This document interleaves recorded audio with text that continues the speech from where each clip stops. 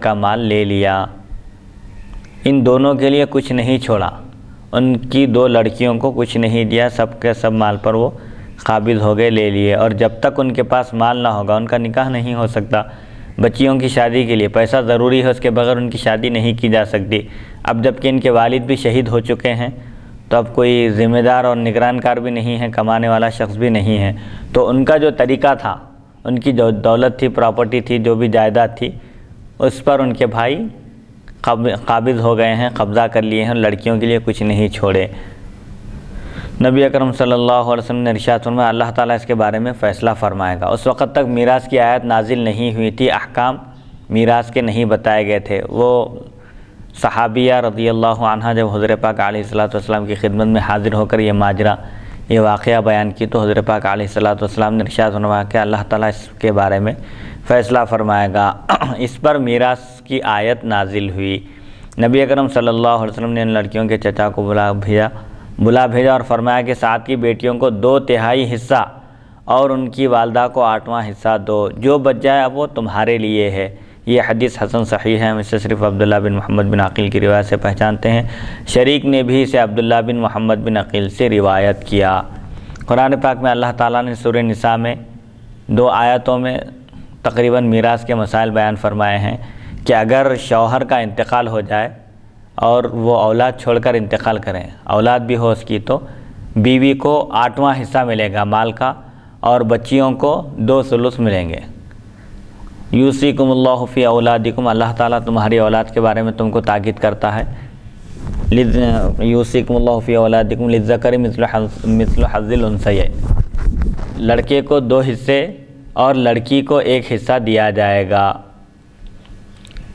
فَإِن كُنَّ نِسَاءً فَوْقَ اثْنَتَيْنِ فَلَهُنَّ ثُلُثَا مَا تَرَكَ، اب لڑکیاں 2 ہو یا 2 سے زائد ہوں، ان کو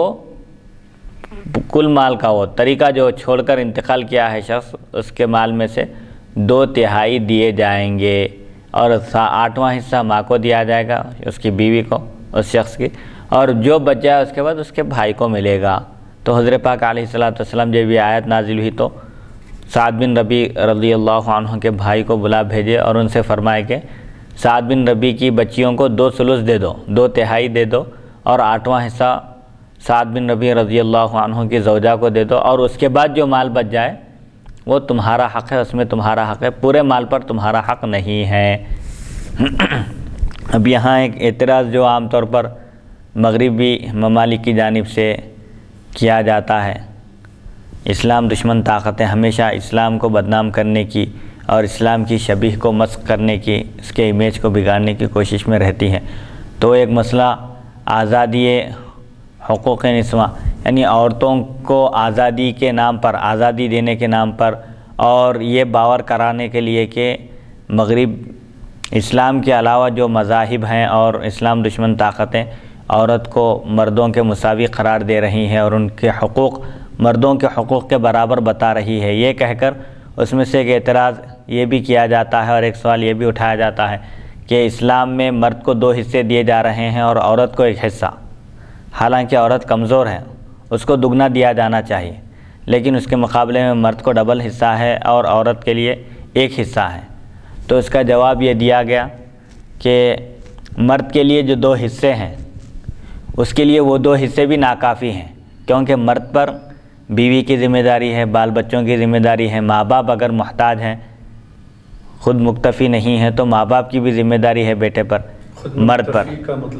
مطلب یہ ہے کہ اب وہ کسی کے محتاج ہیں، کما نہیں سکتے، ان کو پینشن نہیں ہے، دوسرے مسائل سے 2-4 ہیں، تو اولاد پر واجب ہے اس وقت کہ وہ اپنے ماں باپ کی خدمت کریں اور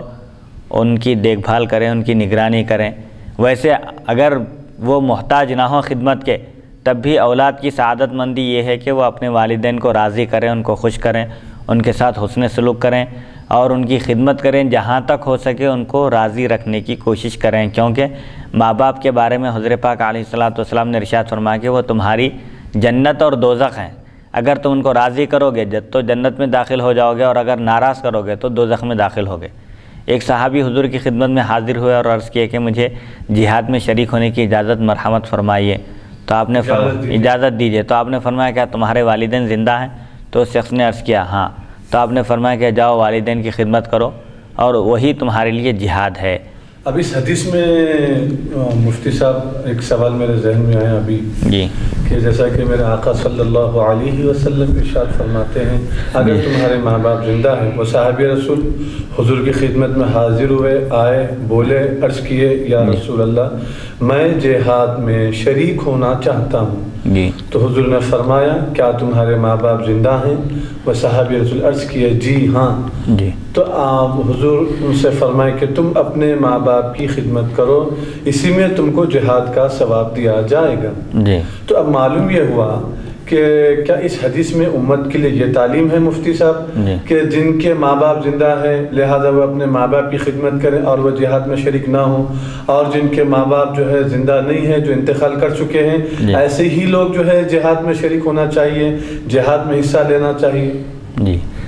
اگر ضرورت ایسی ہے کہ تمام مسلمانوں کو جہاد میں شریک ہونا لازم ہو رہا ہے تو ایسی صورت میں یہ کب ہے؟ اگر ماں باپ کی خدمت کرنے والا کوئی اور نہ ہو، ایک ہی بیٹا ہے وہی ماں باپ کا خدمت گزار ہے، اس کے علاوہ کوئی ان کی دیکھ بھال کرنے والا نہیں ہے اور وہ اپنا کام خود سے کرنے کے اب قابل نہیں ہیں، عمر کے اس حصے میں پہنچ چکے ہیں جہاں وہ دوسروں کی ضرورت کے محتاج ہو گئے ہیں۔ جیسے عام طور پر دیکھنے میں آتا ہے سینئر سٹیزنز وغیرہ جو ہوتے ہیں، جیسے وہ دارالمعمرین وغیرہ بنائے جا رہے ہیں، یہ بڑے افسوس کی بات ہے کہ اولاد والدین کی دیکھ بھال نہ کرنے کی وجہ سے، ان کی نگرانی نہ کرنے کی وجہ سے، ان کی خدمت سے جی چرانے کی وجہ سے دارالمعمرین کا قیام عمل میں لایا جا رہا ہے، بعض جگہ بوڑھے لوگوں کو وہاں شفٹ کیا جا رہا ہے۔ ایسی اولاد بھی ہے جو اپنے والدین کی خدمت کو اپنے لیے بوجھ سمجھتے ہیں۔ تو جہاد میں جانے کے لیے اگر ضرورت ایسی پیش آ رہی ہے کہ افراد کی کمی ہے، مجاہدین کی کمی ہے اور دشمن کا لشکر زیادہ ہے، ضرورت ہے اور ایک سے زائد افراد گھر میں موجود ہیں، خدمت کرنے والے دوسرے بھی موجود ہیں، تب جانا چاہیے۔ اور اگر کوئی بھی نہ ہو تو چونکہ ماں باپ اس کی خدمت کے اور اس کی ضرورت کے محتاج ہیں، ایسی صورت میں اس کے لیے ماں باپ کی خدمت کرنا بہتر ہے۔ کیونکہ اگر ہاں، اور ایک صورت ابھی آپ جو بیان فرمائے مفتی صاحب کے ماں باپ خود سے اگر خدمت اپنی نہیں کر سکتے، یعنی محتاج ہے اولاد کی خدمت کی، جیسا کہ بیڈ سیٹس ہو جاتے ہیں، ایسے بیمار ہو جاتے ہیں کہ بستر پہ ہی رہتے ہیں، اب ان کو جو ہے نا جو موشنز کرتے ہیں، جو یورین کرتے ہیں، تو ان کی صاف صفائی وغیرہ کا جو بھی علاج وغیرہ کی جو بھی صفائی کا ذمہ داری ہے وہ اولاد کی ہوتی ہے، تو لہذا ایسی اگر کوئی مجبوری کی صورت ہو تو پھر اس کو جہاد میں شریک نہیں ہونا چاہیے، بلکہ کیونکہ ماں باپ کی کوئی اور اولاد خدمت کرنے کے لیے نہیں ہے، لہذا اس کو ماں باپ کی خدمت کرنا چاہیے، بہتر ہے، افضل ہے۔ ہاں، اگر ماں باپ خود سے اپنی خدمت کر سکتے ہوں اور وہ کسی کے محتاج نہ ہو، اور ایسی صورت میں کہ لشکر میں وہاں پر جو ہے مسلمان کم ہیں جہاد کرنے کے لیے اور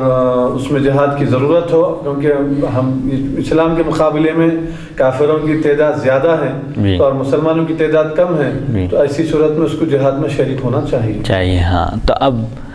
ایک شخص ہے جس پر بیوی کی بھی ذمہ داری ہے، بال بچوں کی بھی ذمہ داری ہے، نان نفقہ ہے، رہائش ہے، پھر ماں باپ کی خدمت بھی ہے، تو اب ظاہر بات ہے اس کے ذمہ داریاں زیادہ ہیں، تو اس لحاظ سے اس کو 2 حصے دیے جا رہے ہیں، جبکہ عورت کو 1 حصہ دیا جا رہا ہے، لیکن وہ بھی اس کا حصہ سیف رہتا ہے، محفوظ رہتا ہے، کیونکہ عورت پر کسی کی ذمہ داری نہیں ہے، پیسے خرچ کرنے کی اس پر کسی کی ذمہ داری نہیں ہے، عذر شرع اس پر واجب نہیں کہ وہ اپنے والدین پر خرچ کرے پیسے، ان کی ذمہ داری اٹھائے۔ یہ اور بات ہے کہ بعض جگہ کوئی بھی نہیں ہوتے ہیں تو عورتیں کوئی ہنر سیکھتی ہیں، کوئی فن سیکھتی ہیں، اور خاص طور پر موجودہ زمانے میں تعلیمی میدان میں جو سبقت حاصل ہے لڑکیوں کو، اس کی وجہ سے وہ نوکریاں کر رہی ہیں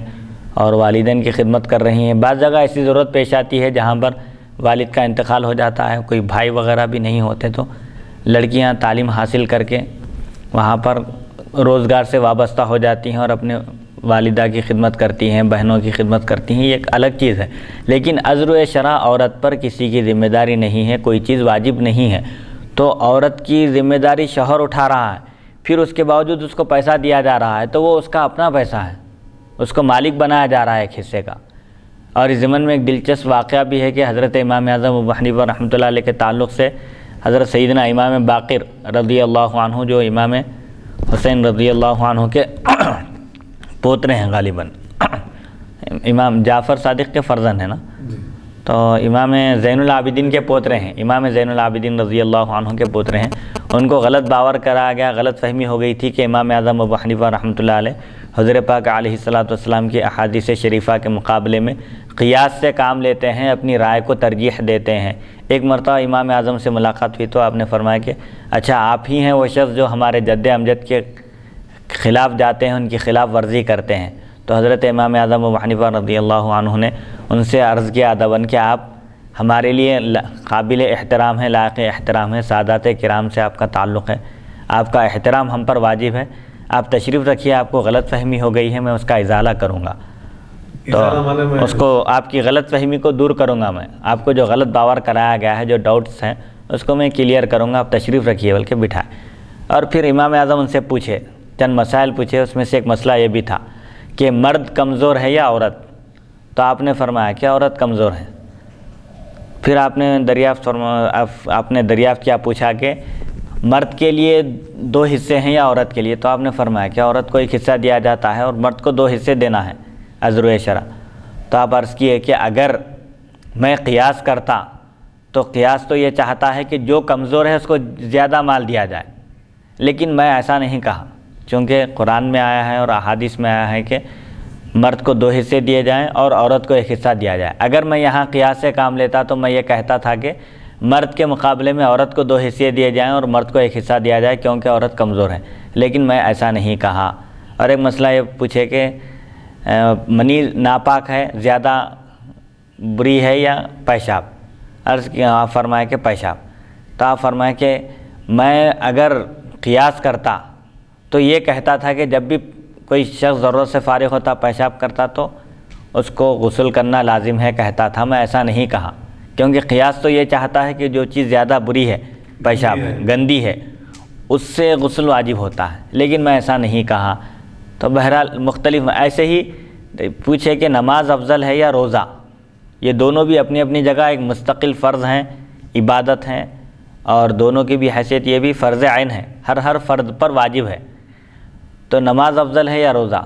تو آپ فرمائیں کہ نماز افضل ہے۔ تو آپ پھر عرض کیے کہ جب عورت پیریڈ کی حالت میں ہوتی ہے، اس کے جو مقررہ ایام ہوتے ہیں، دن ہوتے ہیں حیض کے، ان دنوں میں نماز